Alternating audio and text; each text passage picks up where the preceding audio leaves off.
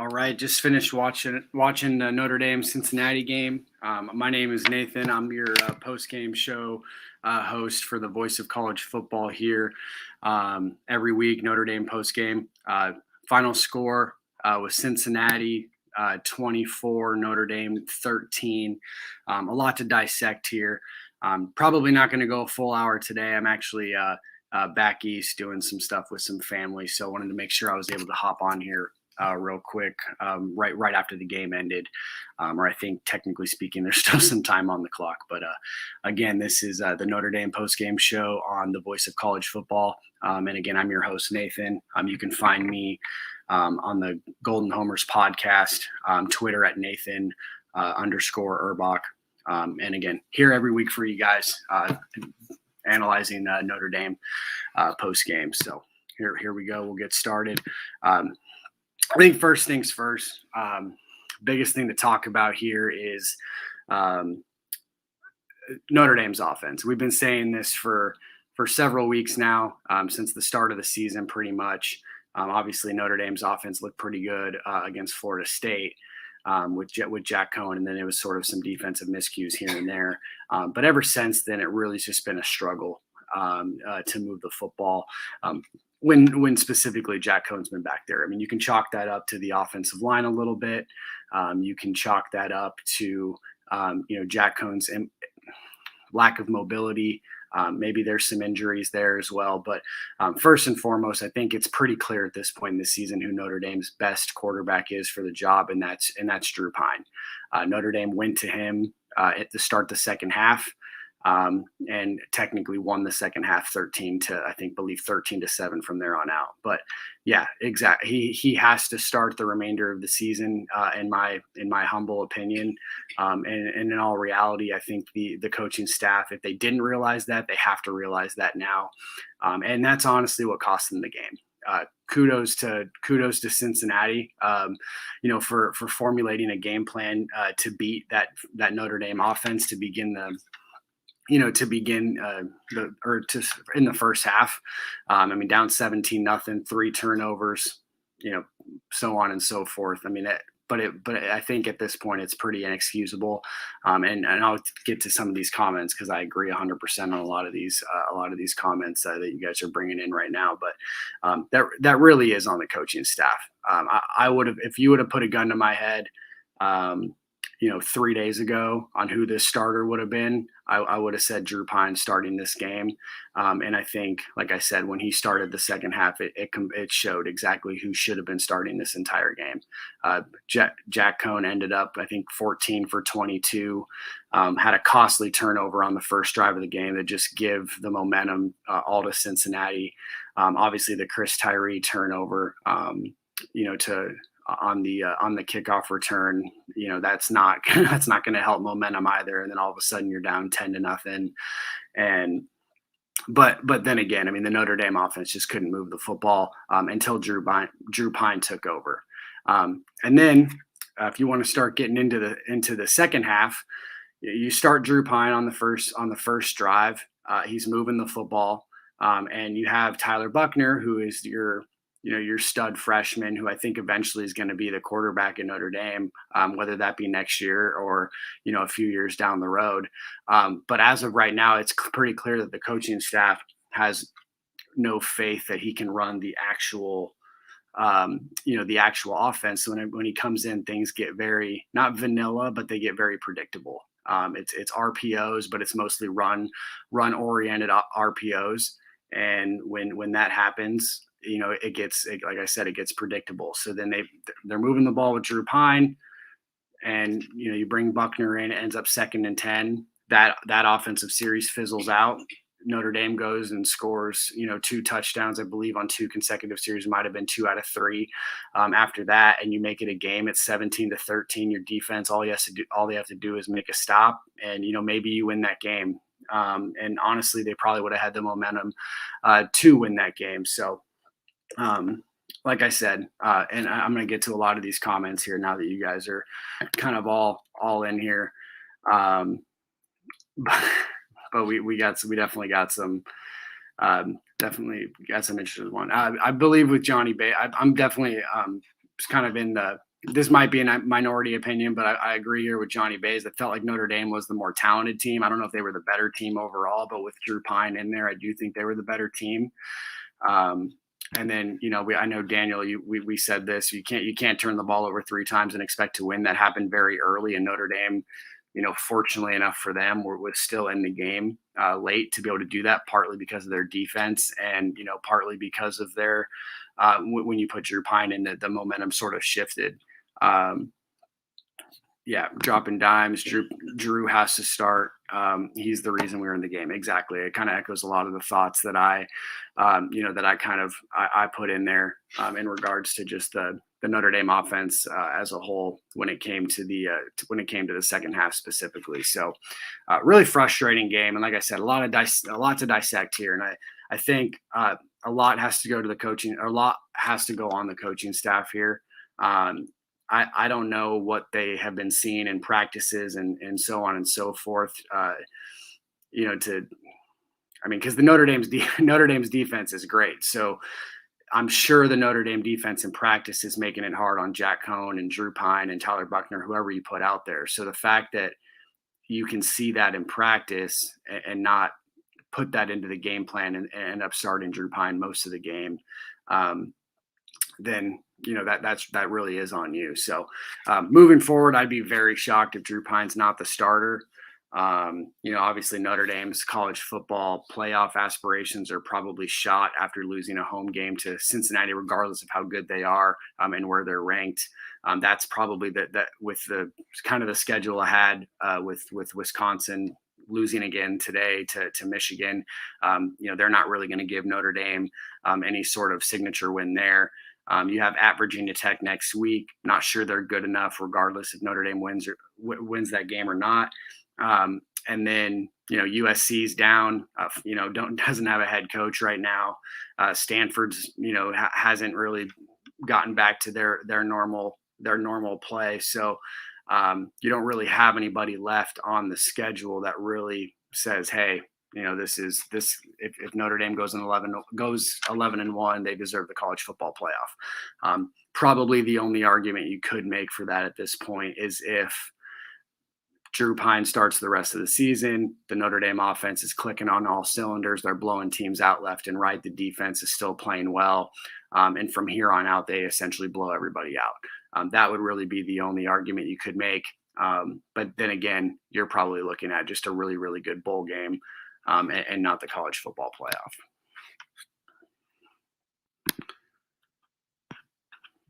Here's a good question by Jonny Baze. Do we see the same amount and type of sacks with Coan out? Do we see the running backs for more no gain? Yeah, absolutely. When Pine got in, the running game got better. You're able to not only do some RPOs where Pine can keep it, but he's just a threat if you do want to keep it. Obviously he's a little bit more mobile. He's able to make plays outside of the pockets, just in general, outside of the pocket in general. I think the biggest thing with Drew Pine and Jack Coan is just very slow within his reads.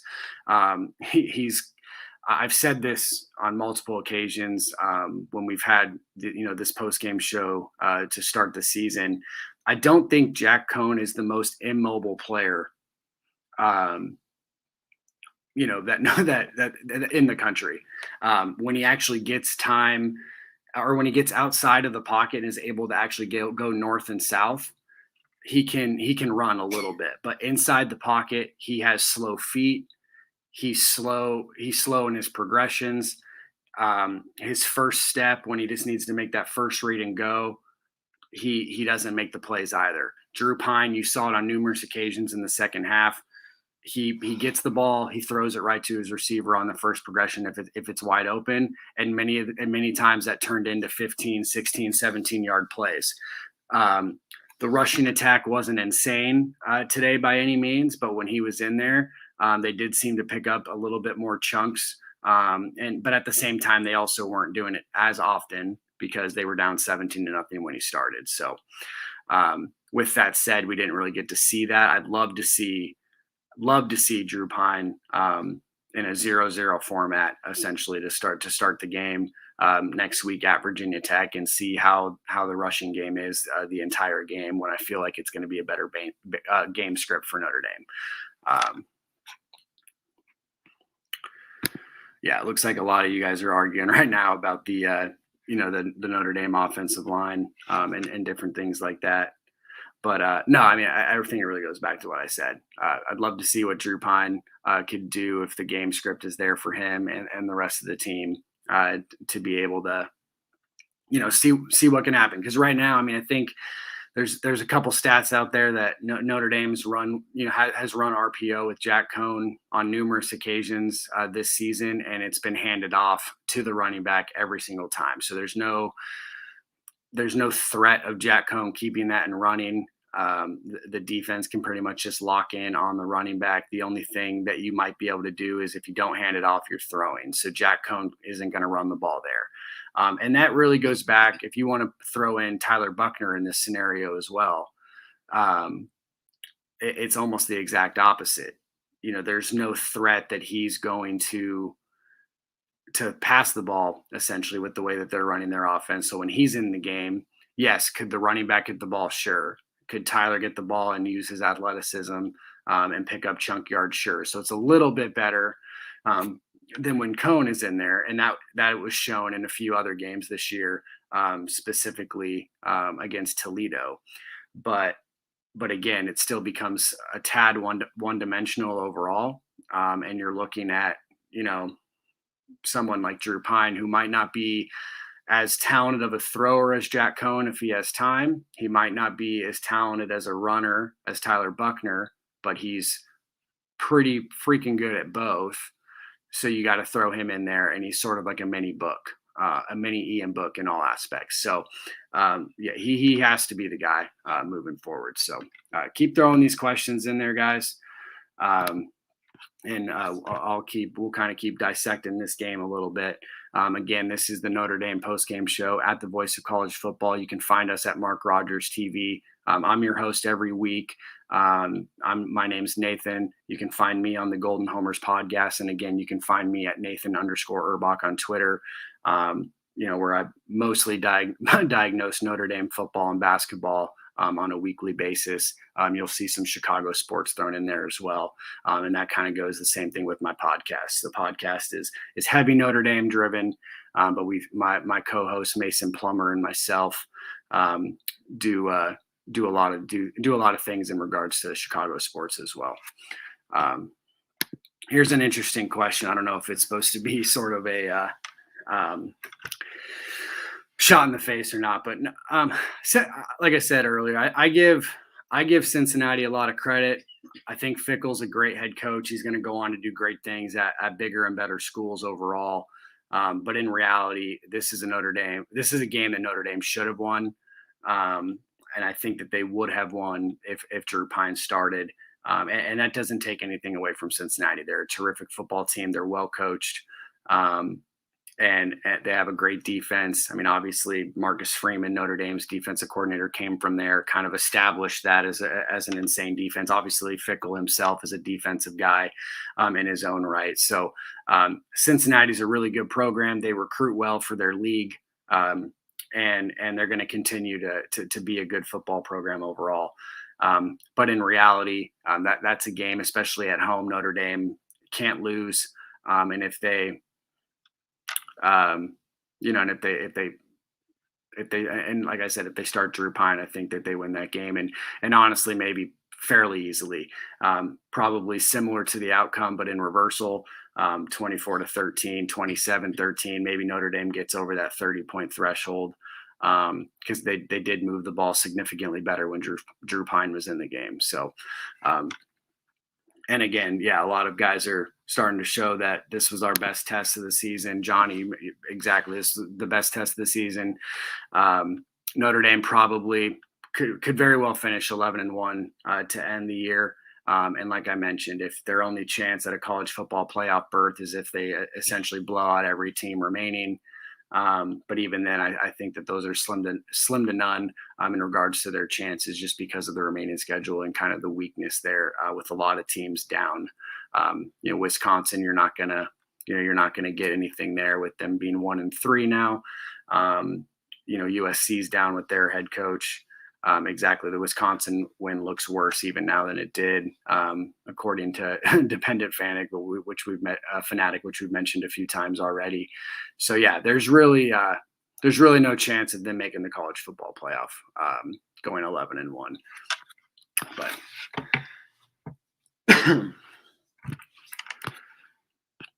all right, we can kind of get into a little bit more of the nitty gritty of this game a little bit. I think overall, it's probably the offensive line's best performance of the year, which is unfortunate considering they lost by 11 points. Still wasn't great. Obviously, now they're essentially down to a fourth string left tackle. You saw Michael Carmody, play today. But then at the same time, he got hurt or wasn't able to finish the game because of the ankle that he's been dealing with. You have Joe Alt come in, who I think is actually probably a little bit better than Tosh Baker, who has been playing over the last few weeks for Michael Carmody and then also for Blake Fisher.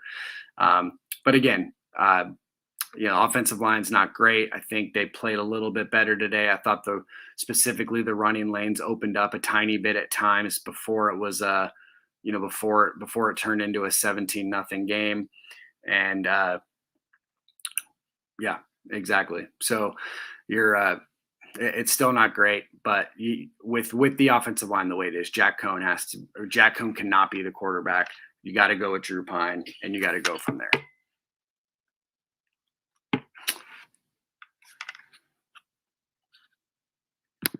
This is an interesting one by Tyler Jenkins. The better team won. Cincinnati moved the ball all over them in the second half. I don't know if that's the only problem I have with that sort of argument. And like I said, there's nothing to take away from Cincinnati. They played a great game overall, and they won. I think the better team won today. But in reality, the Notre Dame defense had to do so much to keep Notre Dame in this game. It could have very well been 17-0 Notre Dame if Drew Pine starts the game. I full-heartedly believe that. So yeah, I mean, sure. I mean, maybe that sounds like an excuse, but in general, sure, the better team won today, or the better team won. We'll see how the season shakes out if Cincinnati is able to kind of see how Cincinnati's season shakes out, and we'll see how Notre Dame's season shakes out, and we'll go from there. Maybe they'll meet up again in a not a playoff game, but in a bowl game of some sort or something like that. But in general, I don't know if I can fully agree that the better team won in general, but I think Cincinnati was certainly the better team today overall. Let's get into some stats from today's game. Like I mentioned, obviously with the game in general, just looking at the passing overall, I mean, even Drew Pine's stats didn't look great overall. He ended up going 9 of 22, but he was able to push the ball down the field a little bit better, had a touchdown, had no turnovers. Running game is still sort of, I wouldn't say in shambles per se, but only 84 rushing yards, 45 by Kyron Williams, 20 by Chris Tyree. Williams did have the touchdown on Notre Dame's first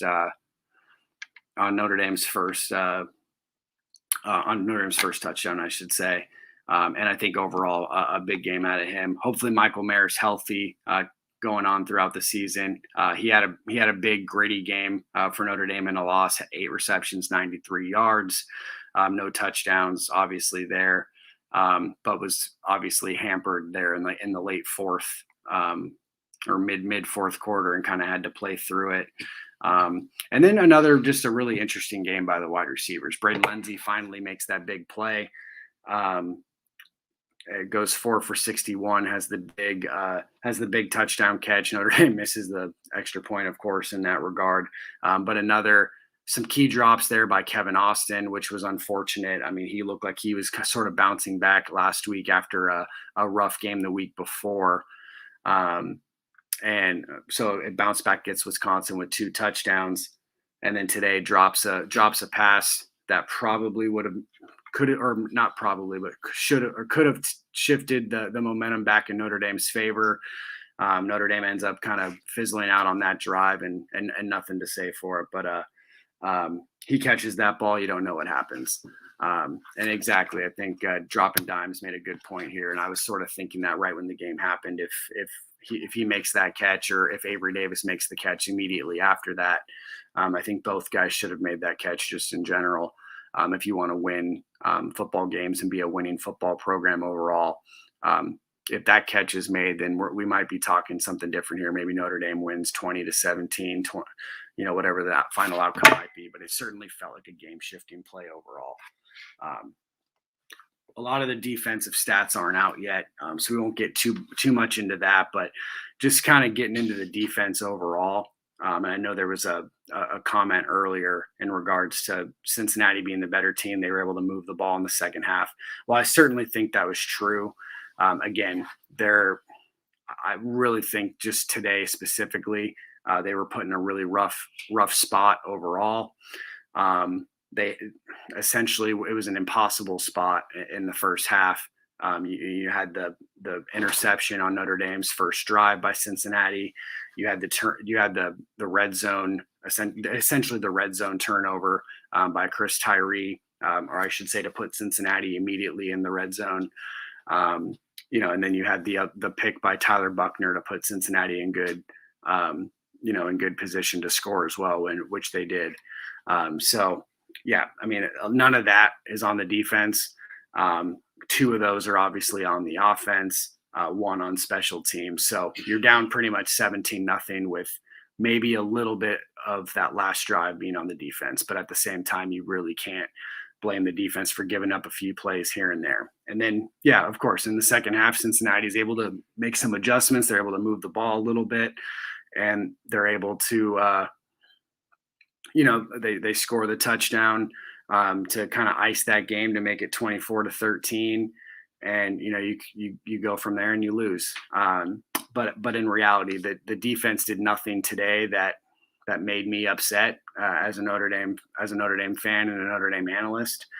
And they're going to continue to play good football. And as long as they can figure it out on offense, or if they can figure it out on offense, then I really don't see anybody complaining about this Notre Dame defense overall. So Kyle Hamilton remains the best safety in the country.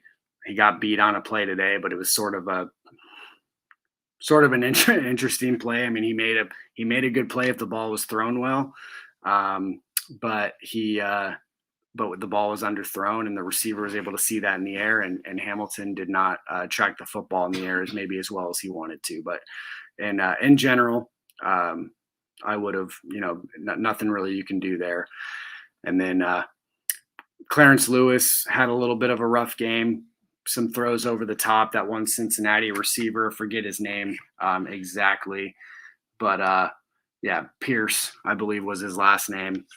He made a few really nice plays to stretch the field in Cincinnati's favor. Clarence Lewis gave up a few good plays there. Thought Cam Hart played another terrific game for the Notre Dame defense.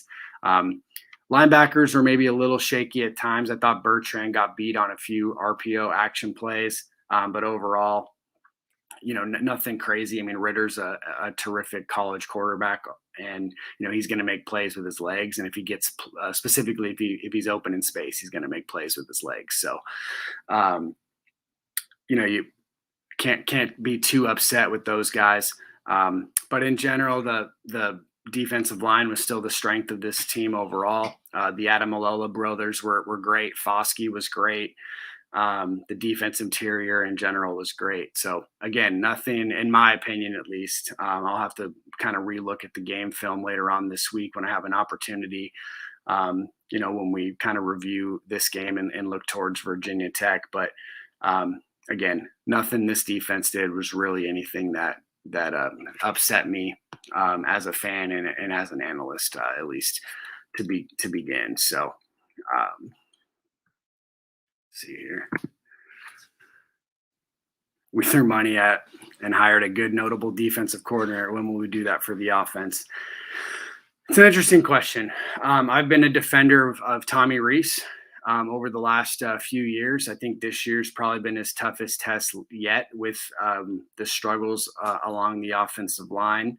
But today I do think was strictly on the coaching staff. I know Brian Kelly makes the final decision overall, and maybe it's stubbornness on his end. I don't really know what's going on in that room, obviously.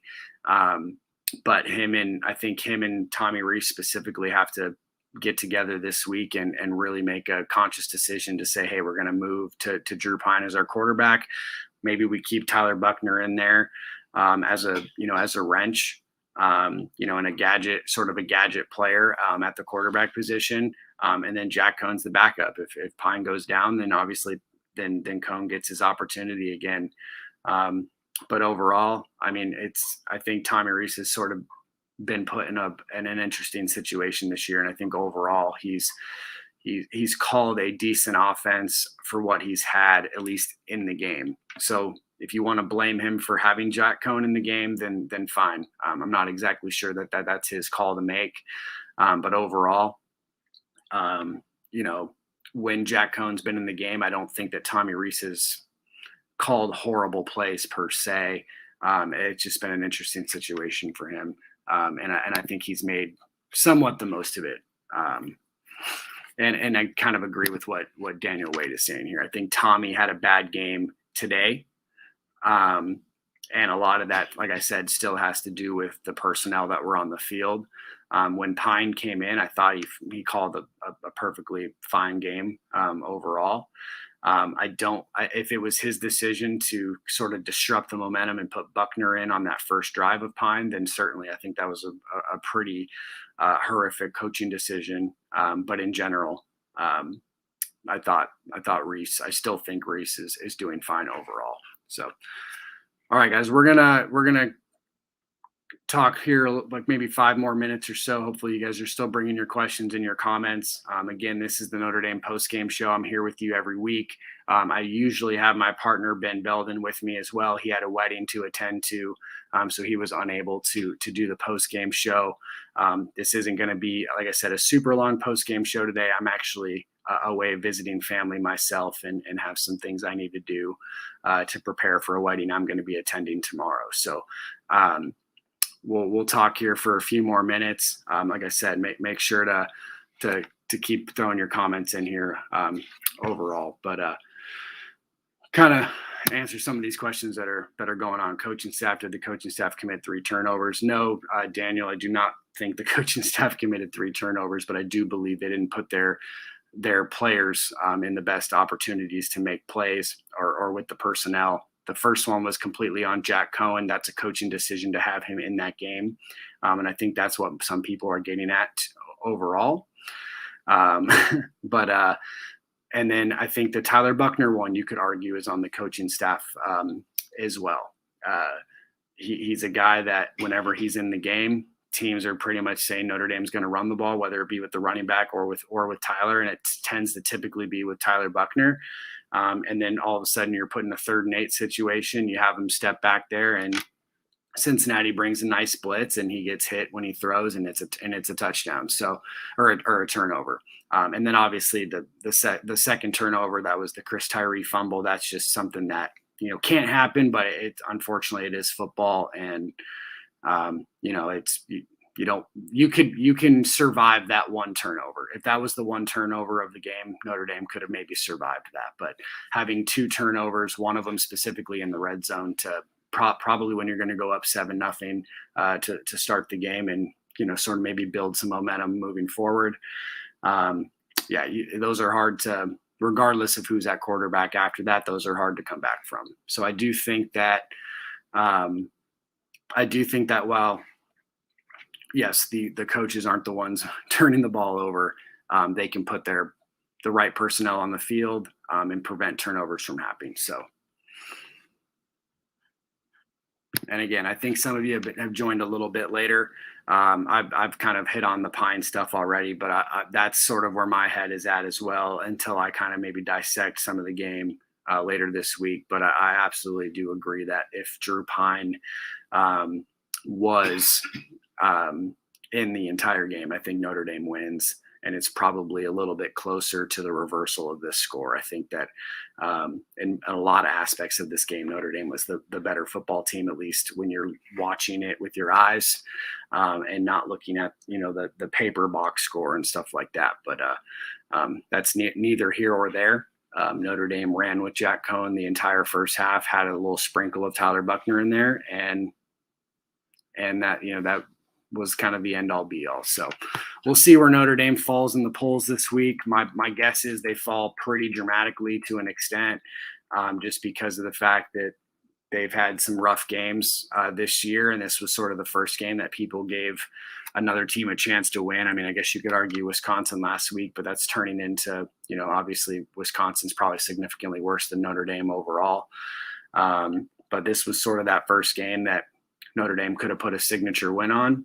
And I could see them dropping a few, certainly because of they haven't gotten a lot of respect to begin this anyway. So that would be sort of my argument there.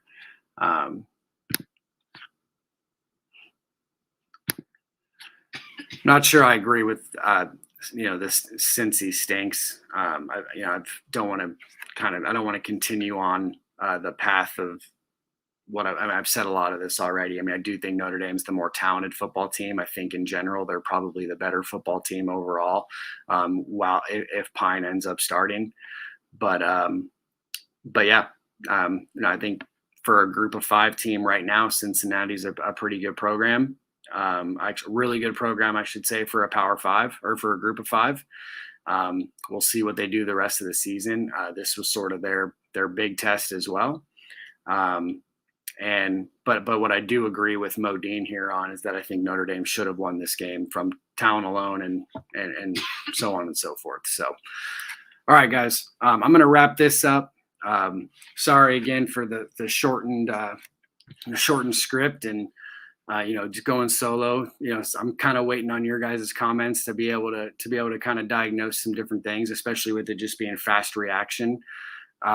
But I'm gonna wrap things up. Again, this is the Notre Dame postgame show on the Voice of College Football at Mark Rogers TV. You can find me at Nathan_Urbach on Twitter. Follow my podcast, Golden Homers, anywhere you listen. We'll see you next week. I'll have Ben Belden back on. He has his own podcast called Under the Dome. And he's a terrific analyst in his own right. So we'll have some more coverage for you guys next week after the Notre Dame Virginia Tech game. And absolutely, guys, thanks for joining. And hit that follow button on the Notre Dame post game at Mark Rogers TV. See you later.